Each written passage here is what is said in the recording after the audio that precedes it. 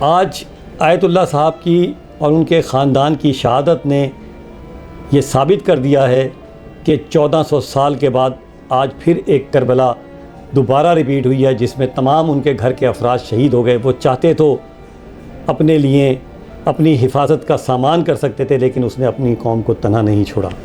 السلام علیکم، جہان نیوز کے ساتھ میں ہوں غلام عباس، اور اس وقت موجود ہوں میں بالکل سینٹر اسپتال کے اپوزٹ، جہاں میری ملاقات آج سیکنڈ ٹائم ہو رہی ہے ڈاکٹر جمال ناصر صاحب سے، جو کہ سابق صوبائی وزیر ہیں، صوبائی وزیر صحت، اور بڑی خوشی ہوتی ہے جب ان سے ملاقات ہوتی ہے۔ آئیے گفتگو شروع کرتے ہیں ڈاکٹر جمال ناصر صاحب سے۔ السلام علیکم سر۔ وعلیکم السلام۔ کیسے ہیں سر؟ ٹھیک ہے اللہ سر، کا شکر ہے۔ آج ہم ڈاکٹر صاحب سے بات کریں گے۔ ڈاکٹر صاحب کو پتہ ہوگا کہ اس رمضان سے پہلے کچھ دن پہلے ایک بہت بڑا واقعہ رونما ہوا اسلام آباد میں، جو ترلائی کا واقعہ ہوا۔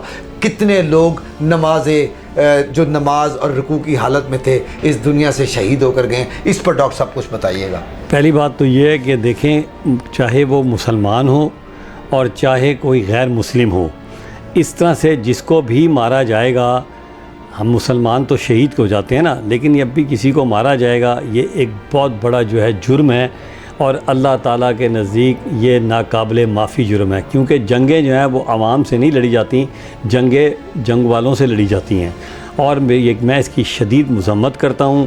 وہ ہمارے بھائی ہیں، اور میں دعا گو ہوں کہ اللہ تعالیٰ انہوں نے جو قربانیاں دی ہیں اس کے صدقے امت مسلمہ کو اتحاد و اتفاق کی توفیق عطا فرمائے۔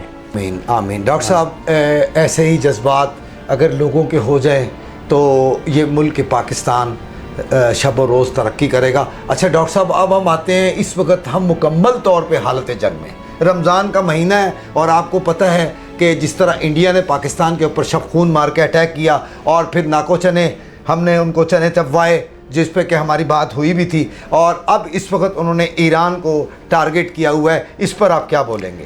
دیکھیں، مجھ سے کچھ دن پہلے کسی نے ایک سوال کیا کہ امریکہ اور ایران کی اور اسرائیل کی جب جنگ ہوگی تو ایران کا جو ہے نا پتہ بھی نہیں چلے گا، اور وہاں بڑے بڑے جو ہے نا وہی جو لوگ تھے نا جو اسرائیل اور امریکہ کے وفادار بیٹھے ہوتے ہیں، انہوں نے مجھ سے یہ جب سوال کیا تو میں نے کہا یار تم کچھ بھی ایران کا نہیں کر سکتے، کیونکہ وہ ایک قوم ہے۔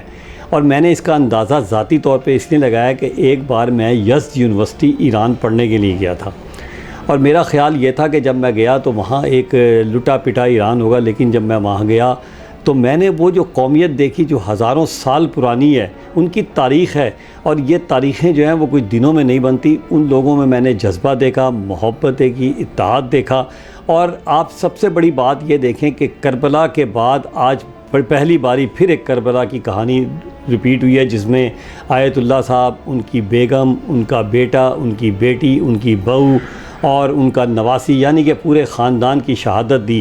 اور سب سے بڑی بات تو یہ ہے کہ انہیں کہا گیا کہ آپ بینکر میں چلے جائیں، تو انہوں نے اتنا تاریخی بات کی۔ یہ وہی بات ہے کہ جو حضرت امام حسین نے بھی کی تھی، کہ بات یہ ہے کہ میں اپنے لوگوں کو چھوڑ کر کس طرح چلا جاؤں، حالانکہ وہ یہ ابیل کر سکتے تھے۔ تو لیڈر، پھر جب ایسے لیڈر پیدا ہوتے ہیں تو قومیں بن جاتی ہیں، اور جب وہ قوم ایسی بنی کہ ان کی شہادت نے ایران کو اور متحد کر دیا، اور اب امریکہ اور اسرائیل بہت پریشان ہے کہ یار یہ ہم کیا کر بیٹھے اور کس جگہ پہ پھنس گئے، اور انشاءاللہ تعالیٰ یہ سرخروش ضرور ہوں گے۔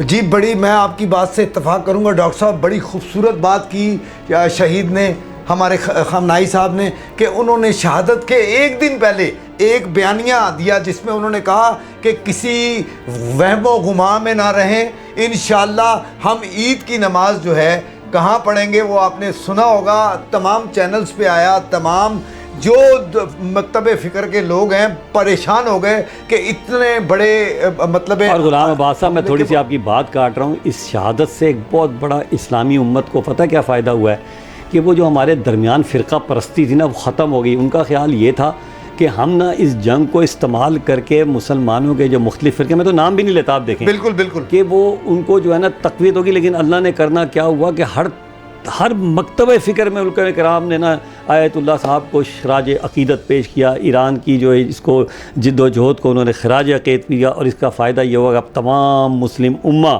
سوائے حکمرانوں کے اکٹھے ہو چکے ہیں۔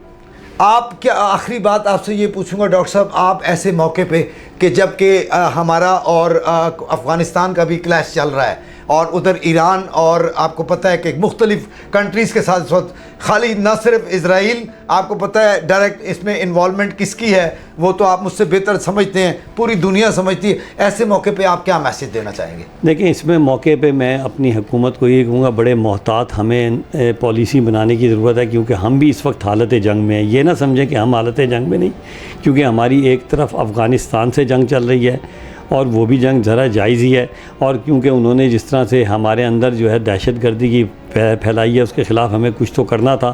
اسی طرح دوسری طرف ہمارا انڈیا دشمن بیٹھا ہوا ہے، اور ایک طرف ہمارا ایران ہے۔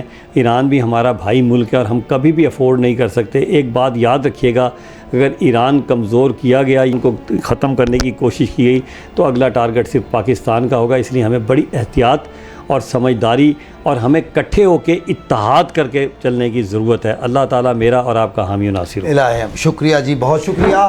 تو یہ تھے ڈاکٹر جمال ناصر، بہت